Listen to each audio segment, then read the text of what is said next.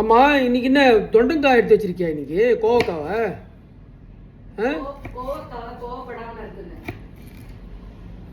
ரொம்ப சாதாரணமாக இருக்குது பண்ணு. இதுக்கு கோவக்காய் ஏன் பேர்? இதுக்கு கோவைக்காய் கோயம்புத்தூரில் விளைஞ்சதா அது? அப்படியா அது? கோவைப்பழம் பெண்களோட உதடுகள் இருக்குல்ல. ஆமாம், கோவை செவ்வாய்னு வாங்க. அது கோவை இல்லை, அது கோவை.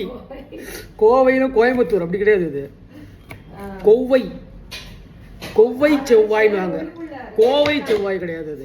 சில கோவக்காயெல்லாம் உள்ளுக்குள்ள கட் பண்ணா ரெட்டா இருக்கும் அப்படியே. ஆமா, ஆனா இதழ் மாதிரியே இருக்கு பாருங்க. அதை நீங்க வந்து ஒரு லைன் போட்டீங்கன்னா ஒரு உதடு மாதிரி வரும் அது கோவக்காய்.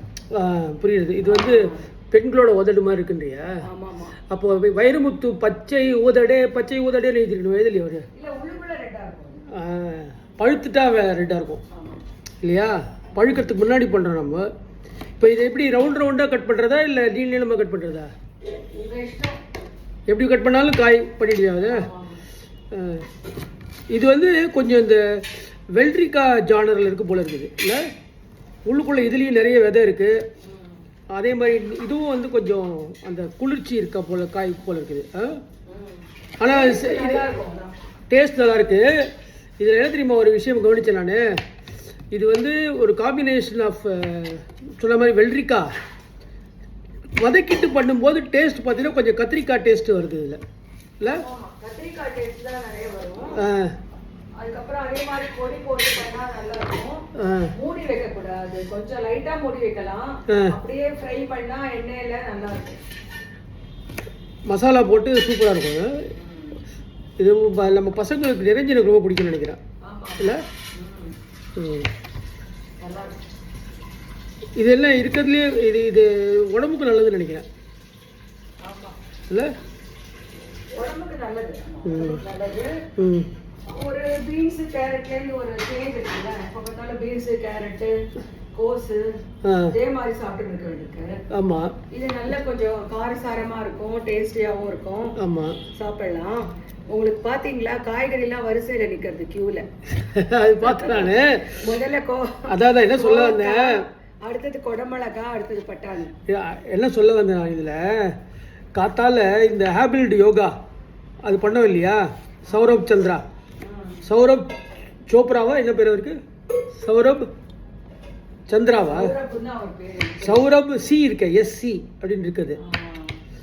அந்த சௌரப் சோப்ரா அதை பண்ணும்போது ஹேபிலிட்டி யோகாவில் பண்ணும்போது அவர் விரலுக்கு எக்ஸசைஸ் கொடுத்தாரு. இன்னைக்கு இப்படி விரலை இப்படி பண்ணணும்னு சொல்லிட்டு ஒரு பார்ட்டுக்கும் வந்து கொஞ்சம் ஆக்டிவிட்டி இருக்கா மாதிரி இருக்குது அந்த யோகாவில் எல்லாமே. இப்போ நான் விரலுக்கு நான் வந்து வாக்கிங் பண்ணும்போது சில வாட்டி விரல் டைட்டான மாதிரி ஃபீலிங் இருக்கும் எனக்கு. இதில் யோகாவில் அழகாக வந்து அந்த விரலுக்கும் ஃப்ளெக்சிபிலிட்டி பண்ணுறதுக்கு கொடுத்தாரு அவர். நல்லா இருந்தது. இது அப்போ தான் நினச்சிட்டேன் நான், இந்த காய்கறி நறுக்கிறோம்ல அது கூட விரலுக்கு எக்ஸசைஸ் தானே இது இல்லையா? விரலை மடிக்கிறோம், ஜாக்கிரதையாக பிடிச்சிக்கிறோம். ஊசி கோக்கிறது, ஊசியில் வந்து நூல் கோக்கிறது, அதுக்கப்புறம் வந்து மணி எல்லாம் பொறுக்கி போடுறது. சில இதுலலாம் சொல்லுவாங்க புளியும் கொட்டை விளையாடுவீங்களே, கீழே மணியை கொட்டிட்டு பொறுக்கி போடணுமா, அதுவே ஒரு எக்ஸசைஸ். நீங்க பிடிக்க முடியுமா அப்படின்ட்டு மைன்யூட்டா இருக்குல்ல. அந்த இது விளையாடுவாங்களே நிறைய புளியங்கொட்டை பழைய காலத்தில் நான் பார்த்துருக்கேன். நான் எங்கள் அம்மாலாம் விளையாடுவான். கல் பொறுக்கி விளையாடுறத விட இந்த புளியங்கொட்டை சோழி இல்லை, அதை வந்து அப்படி தூக்கி போட்டு குயிக்காக அதை பொறுக்கணும் வரலால். அது கல் வேறு. நான் சொல்கிறது இப்போ இது சொல்கிறேன். புளியங்கொட்டையை கீழே செதறிட்டு இப்படி தூக்கி போட்டு அதை இது பண்ணுவாங்க, பொறுக்குவாங்க. அதை ஊதிட்டு நாங்க என்ன பண்ணுவோம், பெருசா மலை மாதிரி குமிச்சிருவோம். குமிச்சிட்டு என்ன பண்ணணும், நம்மளால முடிஞ்ச வரைக்கும் அதுவே பாருங்க நல்ல பிரீத்திங் எக்ஸசைஸ் மாதிரி ஊதணும் பெருசா. ஊதின உடனே அப்படி கலையும். அது கலைஞ்ச உடனே ஒண்ணு மேல ஒண்ணு இடிக்காம அதை வந்து எடுக்கணும். எடுத்து நம்ம சேர்த்து வச்சுக்கணும். நம்ம எடுத்தது இடிக்காம எடுத்தோம்னா நம்மளுக்கு அந்த காரணம் இடிச்சிங்கன்னா அடுத்தவங்களுக்கு அந்த விளையாட்டு போயிடும். அவுட் மாதிரி. ஜாக்கிரதையா அப்படி விலக்கி எடுக்கணும், விரல் நளினமா இடிக்காம எடுக்கணும். எடுத்து அதை வந்து என்ன பண்ணணும், அப்புறம் வந்து எல்லார்கிட்டயும் இப்போ 4 பேர் விளையாடுறாங்கன்னா 4 பேர்கிட்ட நிறைய புளியங்கொட்டை சேர்ந்துரும். ஆமா. அதுக்கப்புறம் என்ன பண்ணணும், 4 புளியங்கொட்டையா? இல்ல 4 பேர் 4 குமியல் சேரும். நிறைய 4 பேர்கிட்ட 4 இது சேர்ந்துரும். அவங்க மடியில வச்சுப்பாங்க, அத பாவாடையில வச்சிருவாங்க. அப்புறம் ஒத்தையாரட்டையா? ஆமா, 2 கையிலயும் எடுத்து ஒத்தையாரட்டையா கேட்கணும். கேட்ட உடனே அவங்க யாரு கரெக்டா சொன்னாங்கன்னா அவங்களுக்கு கொடுத்துடணும். ஓ, அதை பிரிச்சு பாப்பாங்க, ஒத்தையா ரெட்டையா அப்படின்னு திருப்பி எண்ணுவாங்க. அது என்றதையும் வந்து விரலால தள்ளி எண்ணணும். 2 எண்ணுவாங்க. எண்ணின உடனே அவங்க கரெக்டா சொன்னாங்கன்னா அவங்களுக்கு அது, தப்பா சொன்னாங்கன்னா நம்மளுக்கு. ஸோ இதுல பார்த்தீங்கன்னா ஸ்லைட்டா மேத்தமேட்டிக்ஸ் இருக்கு அதுல. அப்புறம் விரலுக்கு எக்ஸசைஸ் இருக்கு இல்ல. நல்லா அந்த காலத்துல பெண்களை வந்து படிக்கிறதுக்கு வெளியில அனுப்பினாலும் அனுப்பலையோ, இந்த மாதிரி வீட்டுக்குள்ளே இருக்கச்சேயே வந்து அவளுக்கு சில விஷயங்கள்லாம் கற்றுக் கொடுக்கறதுக்கு பண்ணியிருக்காங்க. எக்ஸசைஸ் மாதிரி இதெல்லாம் இருந்திருக்கு இல்ல. நல்ல இன்ட்ரெஸ்டிங்கா இருக்கு இதெல்லாம். பாய்ஸ் விளையாடுவாங்க, கேர்ள்ஸ் மட்டும் இல்ல. அப்படியா? ஆமா ஆமா, இங்க கூட எல்லாரும் உட்கார்ந்து விளையாடுவாங்க ஆனுவல் லீவ்ல எல்லாம். எந்த வயசுல? இல்ல ஒரு உனக்கு 15-16 வயசு இருக்கும்போது எல்லாரும் உட்கார்ந்து விளையாடுனா பசங்க வந்து விளையாடுறதுக்கு உட்கார்ந்து உட்கார்ந்து அர்த்தம் இல்லம்மா. ஒரு 10 வயசு 12 வயசு வரைக்குமே இந்த விளையாட்டெல்லாம் ஆனுவல் லீவ் விட்டுட்டாக்க இது விளையாடுவாங்க. நாங்கெல்லாம் வந்து கேர்ள்ஸ்னா அப்படியே சும்மா புளியங்கொட்டையோட நிக்க மாட்டோம். நாங்கெல்லாம் ட்ரேட் விளையாடுவோம், கார்ட்ஸ் விளையாடுவோம். ட்ரம்ப், கார்ட்ஸ்லயே ட்ரம்ப் வந்து ரொம்ப டிஃபிகல்ட் கேம். டொனால்ட் ட்ரம்பா? அது இல்ல, ட்ரம்ப்னு ஒரு கேம் இருக்கு. சும்மா ரம்மிலாம் விளையாட மாட்டோம், அந்த மாதிரி ஆஸ் ட்ரம்ப் அந்த மாதிரி விளையாடுவோம். சூப்பரா இருக்கும் அதெல்லாம், மைண்ட் கேம்ஸ் அதெல்லாம். செஸ் விளையாடுவோம், கேரம் போர்டு விளையாடுவோம். எல்லாமே நாங்களும் வந்து நாங்களும் அது மாதிரி எல்லாம் சமந்தானே. எப்ப சமந்தானே பாய்ஸ்க்கு சமமா விளையாடுவோம். இல்ல நீங்க பெண்கள் வீட்ல இருந்தாலும் புளியங்கொட்டை அந்த காலத்தை சொல்றேன் நான். I am not talking about current days. Olden டேஸ்ல கேர்ள்ஸ் வந்து படிக்கிறதுக்கு அனுப்ப மாட்டாங்க தானே வெளியில. அப்போ பழைய காலத்துல நான் சொல்றது ஒரு 70-80 இயர்ஸ்க்கு முன்னாடி. அப்போ அந்த சமயத்துல இந்த கேம்ஸ் தான் இருந்திருக்குன்னு சொல்றேன் நான். அவங்களுக்கு எக்ஸசைஸ் இருக்க மாதிரி அவங்களுக்கு வந்து இந்த பொறுமை வரத்துக்கு இந்த புளியங்கொட்டையை பிடுங்கிறதுல பொறுமை வரும்னு நினைக்கிறேன் நிறைய. இல்ல முள்ள பண்றதுக்கு. தவிர இப்பெல்லாம் வந்து புளிய கரைக்கிறதுக்கே கஷ்டமா இருக்குல்ல. அப்ப பாருங்க, புளிய கரைக்கணும்னா வயிற்றுல புளிய கரைக்கிறது பல பேருக்கு.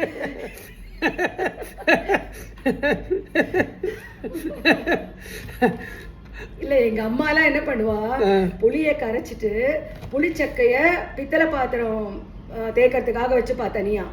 அதுக்கப்புறம் அதே மாதிரி தேங்காவை உடைச்சிட்டு தேங்காய் நார் தான் பாத்திரம் தேய்க்க வச்சுப்பா. அந்த புளியங்கொட்டையெல்லாம் எடுத்து ஒரு டப்பால போட்டு சேர்த்து வைப்பா. அதுதான் விளையாடுறதுக்கு. இந்த மாதிரி காசு கொடுத்து போர்ட் கேம்ஸ் எல்லாம் வாங்க மாட்டான். அதான் இருந்து தாயக்கட்டை விளையாடுறதுக்கு.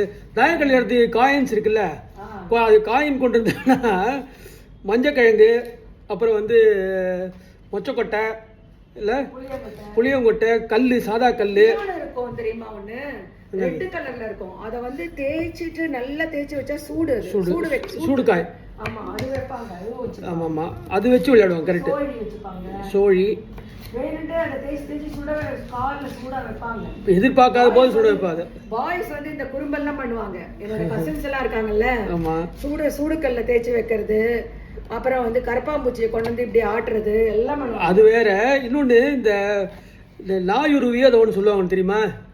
ஒரு சின்னதா அது அது அது பூ மாதிரி இருக்கும். அது பார்த்தா அது வந்து சொக்கா மேல வச்சுன்னா ஒட்டிக்க முடியாது. நிறைய ஒரு இது மாதிரி இருக்கும். அதுல ஃபெதர் மாதிரி இருக்கா. ஃபெதர் மாதிரி இல்லை சொல்றது, அது வேற. இது சொல்றது இப்படி அது ஒரு மாதிரி இருக்கும். அந்த அது வந்து சொக்காயில் ஒட்டினா அப்படியே ஒட்டிக்கும். அது இது மாதிரி பூச்சி மாதிரி ஒட்டிக்கும். அது பார்க்கறதுக்கு கம்பளி மாதிரி இருக்கும், பச்சை கலர்ல இருக்கும். அது அதை குழந்தை இப்படி தூக்கி போட வச்சுக்கோயேன், உன் மேலே ஒட்டிக்கும். அதில் சரி ஒரு மாதிரி நிறைய பார்த்தது இல்லையா, நிறைய இருக்கும். அது பழைய காலத்தில். இப்போ காணும் அதெல்லாம் நிறைய இருக்கும். அது நாயுருவியோ ஏதோ சொல்லுவா அது பேர். அது உடம்பு பட்டு தான் அரிக்கும் வேறு அது. அதெல்லாம் சரி. இப்போ இன்னைக்கு என்ன பிளான்? இது கோவக்காய், இது தொண்டங்காய், கோவக்காய் இது பண்ற. இப்போ காய், அது இது காய்க்கு சாதம், குடமிளகால கலந்த சாதமா? கலந்த சாதம், அவ்வளவுதான். ஓகே. பட்டாணி வந்து உரிச்சு வச்சிருக்கேன், நாளைக்கு இருக்குது. நாளைக்கு இன்னைக்கு எது குறிச்சு வைக்கிற? ஆமா, நாளைக்கு சண்டே கொஞ்சம் ரிலாக்ஸ்டா பண்ணலாம். ஓ, நாளைக்கு சண்டே இல்ல, கரெக்ட். நாளைக்கு பட்ஜெட் வேற. அதான், அதனால நீங்க வந்து பிஸியா இருப்பீங்க பட்ஜெட்னால. அதனால இன்னைக்கே உரிச்சு வச்சிட்டா நாளைக்கு ஈஸியா இருக்கும். Okay okay. ஒருத்தர் சொன்னாங்க இந்த பட்டாணி இப்போ சீசன், இது நிறைய வாங்கி ஃப்ரீசரில் வச்சுருங்க அப்படின்றாங்க. உரிச்சிட்டு ஃப்ரீசரில் வச்சுட்டா நான் இப்போ இந்த ஃப்ரோசன் பட்டாணின்னு வாங்கினதில்ல அந்த மாதிரி வாங்க தேவையில்லை அப்படின்னாங்க அவங்க. நான் அதை பில்லு போடச்சே என்கிட்ட சொன்னாங்க அவங்க. கடைக்கார முறைச்சி பார்த்தா அவங்க பில்லு போடுற சமயத்தில் சொன்னாங்க அவங்க, என் வியாபாரத்தை கெடுக்கிறதுக்கு வந்துருக்கீங்களேம்மா அப்படின்னு. ஓகேவா? சரி, அப்போ குடமிளகா சாதம், கோவக்காய், அப்புறம் வந்து இதுவா பீஸ் கட் இது பண்ணி வைக்கணும். சரி, ஓகே. அப்புறம் இது என்னது, தொக்கு வேறு வாங்கியிருக்க போல இருக்கு, புதினா தொக்கு. 777 செம்ம பிராண்டு தெரியுமா? அது பழைய காலத்துலேருந்து இருக்குது அவங்களது. இந்த புதினா தொக்கு, புதினா லீஃப் தொக்குன்றது நல்லா இருக்குது. புதினா தொக்கை வந்து தயிர் சாதத்துக்கு தொட்டுன்னு சாப்பிட்டா சூப்பரா இருக்கு. தயிர் சாதம் சொல்கிறேன் நான், இந்த கட்டி தயிர் இருக்குல்ல அதில் இதை வந்து ஒரு 2 ஸ்பூன் போட்டு நல்லா கலக்கிட்டு, வெறும் தயிரில் மேலே இதை போட்டுட்டு கலக்கிடணும். கலக்கிட்டு சாப்பிட்டா வெறும் தயிரில் அவ்வளோ டேஸ்ட்டாக இருக்கும். அது ஒரு மாதிரி இந்த புதினா சட்னின்னு கொடுப்பாங்க தெரியுமா, புதினா ரைத்தா மாதிரி சில இதில் கொடுப்பாங்க. அது மாதிரி இருக்கும். அது ரொம்ப சூப்பராக இருக்கும். அது சாப்பிட்டீங்கன்னா டேஸ்ட்டு சூப்பராக இருக்கும். புதினா உடம்புக்கு நல்லது. 777 பிராண்டு ரொம்ப ஃபேமஸ். இதில் என்ன போட்டிருக்கா அவன், 200 கிராம்ஸ் 300 கிராம்ஸுக்கு 100 கிராம்ஸ் எக்ஸ்ட்ரான்னு போட்டிருக்கான். நல்லாயிருக்கு. ஸோ புதினா தொக்கு தயிரில் அது போட்டு சாப்பிடலாம். ஆமாம், அது வந்து டெசர்ட் மாதிரி சாப்பிட வேண்டியதான். நீங்கள் வந்து காரா பூந்தி இருக்குல்ல, ஆமாம், கூட அதில் தூவிக்கலாம். ஆமாம், நல்ல பரவாயில்ல, நல்ல ஐடியாவாக இருக்கு. சரி, இன்னைக்கு இது துரந்தர் படம் வந்துட்டான் ஓடிடியில், பார்த்துலாமா அதை? ஸோ வயலன்ஸ்லாம் இல்லவே இல்லை அவ்வளோ. அதாவது வயலன்ஸ்னா கழுத்தை இருக்கிறது அதெல்லாம் இதில் இல்லை. அது மாதிரி கழுத்து இருக்குது. நிறைய படம் மோசமாக இருந்து கழுத்து இருக்கிறது இல்லை, அது கூட ஆக்ஷன் படம் கழுத்து இருக்கிறது பரவாயில்ல இல்லை. செம்ம கழுத்தறுப்பு நான் தெரியுமா, கழுத்தறுப்பா இல்லை, நந்துவோட கழுத்தறுப்பு தாங்க முடியல. உண்மையாகவே கழுத்தறுத்திருப்பான். அந்த இவனோட அவன் பேர் என்ன, கமலா கமலேஷ் பொண்ணோட ஹஸ்பண்ட் இருக்காங்க, ரியாஸ் கான் சொல்லுவான், டாக்டர் நந்துவோட கழுத்தறுப்பு தாங்க முடியல அப்படின்னுவான். உண்மையிலே அவன் கழுத்தறுத்திருப்பான் கமல். அதில் கமல் கேரக்டர். கழுத்தறுப்புன்னா வந்து ரொம்ப டார்ச்சர் பண்ணி பேசிட்டே இருக்கிறவங்கள சொல்லுவாங்கல்ல. ஆமா, இது அந்த வேர்டை வந்து அவன் அதுல காமெடியா யூஸ் பண்ணிருப்பான். அவன் தான் யாரை சொல்ற நீ? அவர் எவ்வளவு பெரியவர். அவரை போயிட்டு அவன் கமலஹாசர் அப்படி சொல்லு. அவர் சருக்கு எதிராக பேசியிருக்காரு. இப்போ ஆளவந்தான் டைலாக்ஸ் எல்லாம் கமல் தான் எழுதியிருக்காரு நினைக்கிறேன். கமலோட சொந்த கதை அது. அவரே எழுதின கதை. தாயம்னு ஒரு கதை எழுதினார்.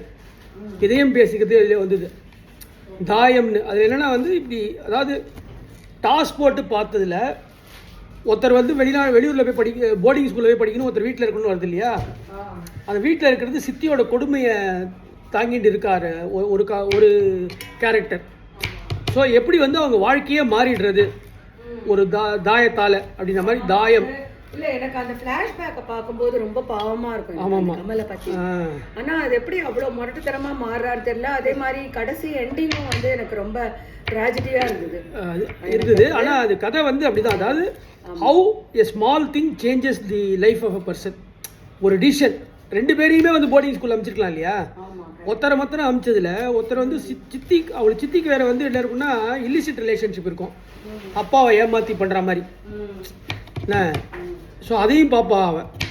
அந்த நந்து கமல் பார்க்குற மாதிரி அது படம். ஆனால் கிளைமேக்ஸ் செம்ம சூப்பராக வந்துருமா அதில். அந்த சங்கர் மகாதேவன் மியூசிக். அது பயங்கர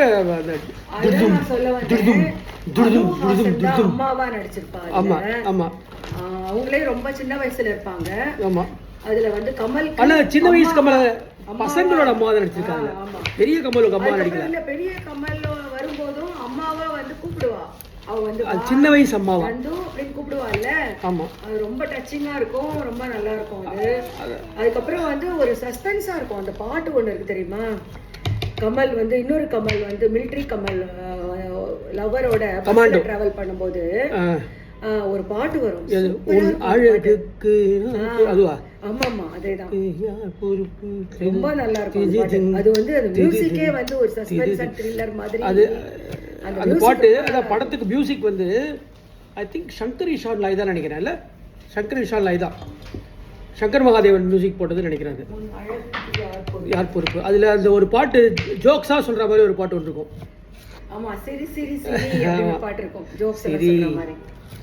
சரி சரியில்ல, அந்த பாட்டு நல்லா இருக்கும். படம் இப்போ பார்த்து வச்சுக்கோங்க, வழக்கம் போல் கமல் படம் லேட்டாக பார்த்தா நல்லா இருக்குன்னு அது மாதிரி இப்போ பார்த்தா சூப்பராக இருக்குது பார்த்தீங்கன்னா. அப்போ வந்து இல்லை கொஞ்சம் அந்த ஃப்ளாஷ்பேக் சீன்ஸ் கொஞ்சம் ட்ராகாக இருந்ததுன்னு சொல்லிட்டு சொன்னாங்க அப்போது. ஆனால் கடைசி ½ அந்த கிளைமேக்ஸ் இருக்குது பார்த்தியா, இப்போ இந்த நந்து கமல் வந்து துரத்தத்துக்கு போவா பாரு, அதில் என்ன தெரியுமா ஒரு சைக்காலஜி, அவங்க அம்மா கொடுமைப்படுத்தின சித்தி இருக்கா இல்லையா, அவ சாயல்ல யார் இருந்தாலும் நந்து கமலுக்கு வந்து வெறுப்பு வந்துடும், பிடிக்காது. அந்த மாதிரி அது அந்த முதல்ல வர்றது வந்து ஐ திங்க் சிமியா யார் வந்தான்னு தெரியல, எனக்கு மறந்து போயிட்டு பேர். அவங்க நடிச்சிருக்காங்க, அவங்க சாயல்லையே இருப்பா, ரவீனா டேண்டர் இருப்பா அதே மாதிரி, அந்த மாதிரி. ஆமாம் ஆமாம், அந்த சாயலில் இருக்க மாதிரி ஆளுங்க. ப்ளஸ் வந்து அவங்க அம்மா வந்து அவங்க அம்மாவை அப்பா வெறுத்திருப்பார் இல்லையா, ஸோ அவங்க அம்மா இருந்திருந்தா எனக்கு இந்த மாதிரி ஆயிருக்காது, என்னோட அம்மா இருந்திருந்தா அப்படின்றது வந்து அந்த நந்து கமலோட எண்ணம். ஸோ அந்த சித்திக்கிட்டேருந்து இந்த கமலை காப்பாற்றுறதா நினச்சி தான் பண்ணுறாங்க. அதனால தான் முதல் சீன்லேயே வந்து இவளை பசப்பி அப்படிலாம். இல்ல எனக்கு ஒரு சீன் ரொம்ப பயமா இருந்தது. அந்த ஜெயில வந்து அந்த சௌரை அப்படியே கடிச்சு துப்புன உடனே கமல் துப்பும் போது அது அப்படியே பறந்து போகும்ல, அது கிராஃபிக்ஸ் ரொம்ப பயமா இருந்தது. கிராஃபிக்ஸ் அப்பவே பண்ணிருக்காங்க.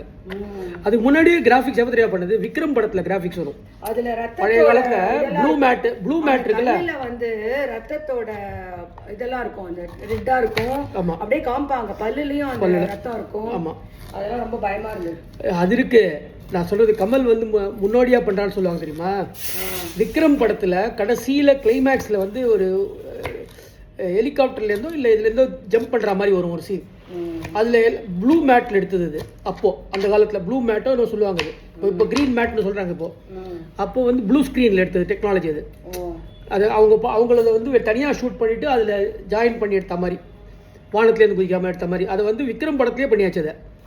அதே மாதிரி இந்த படத்தில் வந்து இந்த கல் துப்புரா சீன் இருக்கு இல்லையா, அது கிராஃபிக்ஸ் அது. ஸோ கிராஃபிக்ஸ் வந்து ஃபஸ்ட்டு நிறைய யூஸ் பண்ணது இந்த படத்தில். அதே மாதிரி ஆள வந்தாலும் இது வருது அனிமேஷன். இப்போ சமீபத்தில் வேற ஏதோ படத்தை கூட வந்தது. ஆமாம், அந்த அனிமேஷன் வந்து அந்த என்ன சொல்கிறது இதில் இருக்கும்போது வெள்ளிவாசின் போதை, அதுல கொலை பண்ற சீன் கூட அனிமேஷன். மனிஷா கொய்ரலாவை இல்லாம மனிஷா கொய்ரலாவை முதல்ல வந்து you will be friendly with her. அப்புறம் வந்து அவன் ஃபேஸ் வந்து அவன் அம்மா ஃபேஸ் மாதிரி தெரியும், அந்த குடும்பக்கார சித்தி ஃபேஸ் மாதிரி தெரியும். அதில் தான் கொண்டுடுவான் அவளை, மனிஷா கொய்ரலாவை கொண்டுடுறது. அப்புறம் வரும் எந்த பொண்ணை பார்த்தாலும் அவனுக்கு அந்த அம்மா எல்லா பொண்ணும் கிடையாது, யாருக்கு வந்து அந்த சாயல் இருக்கோ, அவங்களுக்கு யாருக்கு அந்த சாயல் இருக்கோ அவங்கள பார்த்தா அவங்களுக்கு அந்த அம்மாவோட ஞாபகம் வந்துடும். நல்ல ஃபஸ்ட் கிளாஸ் நல்ல படம் அது ஆக்சுவலாக. சரி, ஓகே. இப்போ நான் இந்த இதை குடமிளகாயை சின்ன சின்ன கட் பண்ணுறேன். இதை சரியா, சாதம் பிசைகிற மாதிரி கட் பண்ணுறேன். நீங்கள் குடமிளகாவோட கொடை எங்கேன்னு கேட்காம இருந்தீங்களே, சந்தோஷம். இது கோவக்காயை பற்றி நிறைய கேட்டீங்க, குடமிளகாவை பற்றி கேட்கவே இல்லை. இல்லை, அது பார்த்தாலே அது குடமிளகான்றது அந்த ஒரு இப்படி இருக்கிற கவுந்தா மாதிரி வரும். இப்படி இது பாரு, இந்த செட்டில் வளைஞ்சிருக்காது, மேலே வந்து குடை மாதிரி தான் இருக்குது இல்லையா, கீழே வளைஞ்சிருக்கு. ஆமாம். ஸோ இப்படி இப்படி தள்ள வச்சுக்கிற மாதிரி இருக்கும் போல. கேப்சிகம் அந்த ஷேப்பில் இருக்குது. ஆமாம். ஸோ அதனால குடமிளகான்றதுக்கு பேர், அதனால காரணம் கேட்கல. நானே புரிஞ்சுன்ட்டேன் அந்த விஷயத்த. சரியா, சரி, ஓகே. சரி, இத்தனை பண்ணுறேனே, எனக்கு ஒரு ஒரு பிளாக் டீ போட்டு தருவியா? 2 காஃபி ஆயிடுத்து, இன்னும் என்ன பிளாக் டீ? காஃபியும் டீயும் போய் வயத்துல சண்டை போட்டுக்கோங்க, அதெல்லாம் ஒன்றாகாது. பிளாக் டீ உடம்புக்கு ரொம்ப நல்லது. கொஞ்சம் சுறுசுறுப்பாக கட் பண்ணுவேன்ல, சரியா? ஒன்றும் பண்ண உனக்கு வேலையே இல்லை, உனக்கு வேலையே இல்லையா? ஜஸ்ட் வெந்நீரில் வந்து அந்த வெந்நீரில் அந்த பையை ஊற வைக்கணும், அவ்வளோதான். அது ஒன்றுமே கிடையாது. அதில் காஃபிக்கான டிகாஷன் போடணும், இது பண்ணணும். நான் இது பண்ணிட்டு இருக்கிறேன். ஏம்மா, கொஞ்சமாவது சிசுரூட்சை பண்ணலாம். ஒரு நாளாவது எனக்கு டீ போட்டு கொடுத்துருக்கீங்களா? போட்டு கொடுத்துருக்கேனே. இல்ல நேத்தி கூட பேப்பரில் டீன்னு போட்டு காமிச்சேன். அந்த டீ டி போட்டு. ஓ, நீ கேபிட்டல் டீ கேட்டியா? நான் ஸ்மால் டீ போட்டு கொடுத்துட்டேனா? டி போட்டு கூப்பிட்டுருக்கீங்க, ஆனா டீ போட்டு கொடுத்தது கிடையாது. நான் பண்ணது நீ கேபிட்டல் டீ கேட்டிருக்க போல இருக்கு. நான் ஸ்மால் டீ போட்டு கொடுத்துட்டேன் உனக்கு. இல்ல, இந்த தமிழ் டீ தான் போட்டிருக்கீங்க. தமிழ் டி அது. ஆமா, டி. ரீசெண்ட் டைம்ஸில் நான் டீன்னு கூப்பிட்டதே இல்லை நான். ஐயா கூப்பிட்டுருக்குதா? வாடி எல்லாருக்கும் வேலை இருக்கு. சரியா? யாரை சொல்ற? நாய்கிட்ட சொன்னியா? எங்கிட்ட சொன்னியா? வீடியோ